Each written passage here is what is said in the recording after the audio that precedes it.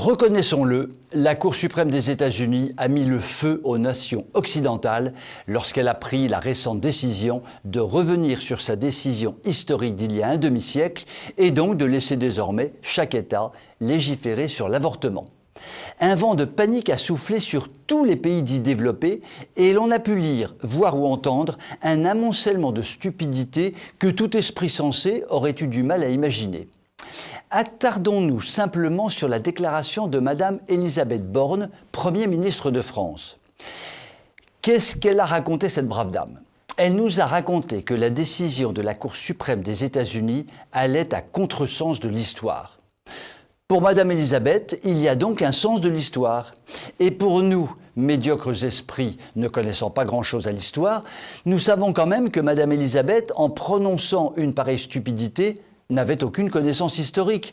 Enfin, qui pourrait ignorer aujourd'hui que les marxistes révolutionnaires du XIXe siècle, qui avaient décrété que le sens de l'histoire aboutissait nécessairement au communisme mondial et donc au bonheur des peuples, ont engendré un sens de l'histoire à 100 de millions de morts, jusqu'à ce que le communisme mondial, que rien ne pouvait soi-disant arrêter, s'effondre d'un seul coup à la fin du XXe siècle.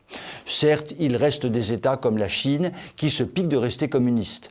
En fait, ces États sont surtout de bonnes grosses dictatures pour lesquelles le communisme reste une sorte d'idéal apparent qui permet de maintenir les régimes en l'état.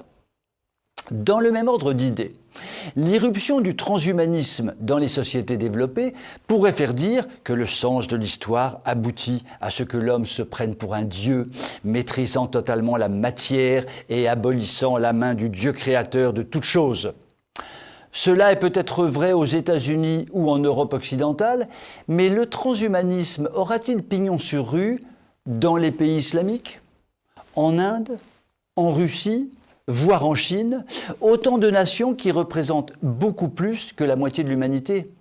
Qui aujourd'hui pourrait affirmer de façon définitive que le transhumanisme envahira la planète tout entière dans quelques années selon le sens de l'histoire ?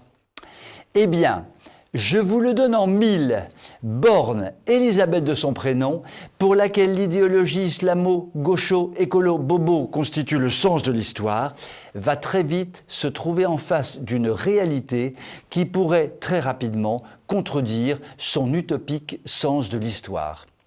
Je vous souhaite une très bonne soirée.